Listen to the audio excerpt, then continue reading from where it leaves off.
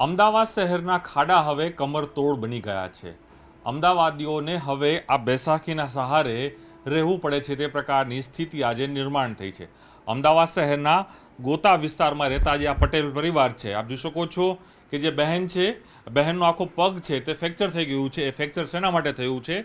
વરસાદી સમય દરમિયાન તેઓને ઘરની બહાર નીકળી રહ્યા હતા, એ સમયે તેનું એક્ટિવા સ્લીપ ખાઈ જાય છે અને તેઓને આજે પ્લાસ્ટર થાય છે અને તેઓને આજે બેડ રેસ્ટ થવું પડે તે પ્રકારની સ્થિતિ અમદાવાદ શહેરમાં માત્ર એક નહીં અનેક એવા પરિવારો છે જેને આ પ્રકારની સ્થિતિ જોવા મળી રહી છે. પ્રશાસનને વોટ લેવા હોય ત્યારે આવી જાય છે.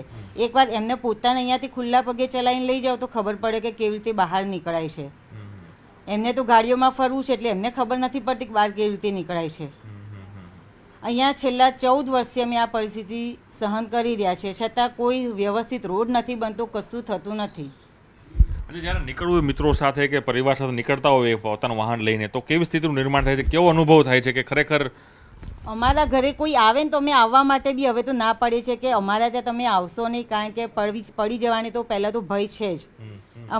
મને એકને નહીં, અમારી સોસાયટીમાં ઘણા બધાનો આ પ્રશ્ન થયો છે. તો હવે અમારે શું કરવાનું એ કહો પહેલા તમે. એમની તમે ટેક્સ તો ભરતા હશો ને? ટેક્સ તો અમારું ટેક્સ લેવામાં તો એક દિવસ બે લોકો વિલંબ નથી કરતા.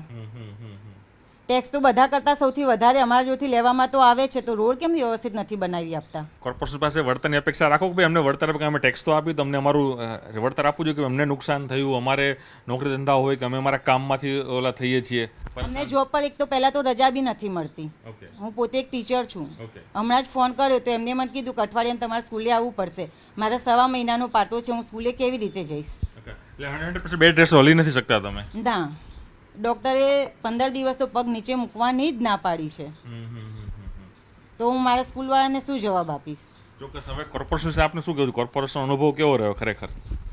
કોર્પોરેશન વાળા તો હું માનું છું ત્યાં સુધી કશું કામ જ કરતા નથી, એમ કહીએ તો ચાલે. છેલ્લા 14 વર્ષથી અમે અહીં રહીએ છીએ. દર ચોમાસામાં આ સ્થિતિ ઊભી થાય છે અને આ વખતે તો આ અંડરબ્રિજનું કામ ચાલુ થયું છે એટલે તો એટલી બધી પરિસ્થિતિ ગંભીર થઈ ગઈ છે ને, એના કારણે મચ્છરનો ઉપદ્રવ થઈ ગયો છે અને આ બહાર જવા આવવા માટે તો એટલી તકલીફ પડે છે કે કોઈ શક્ય હોય ત્યાં સુધી બહાર જવાનું વિચારતા પણ નથી. બુઝુર્ગ લોકો નીકળી પણ નથી શકતા.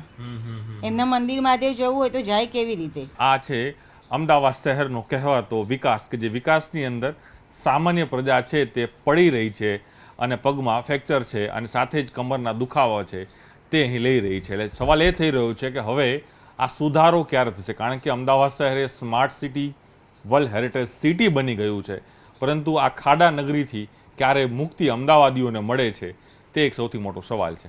કેમેરામેન શર્મા સાથે પ્રણવ પટેલ, ન્યૂઝ 18 અમદાવાદ.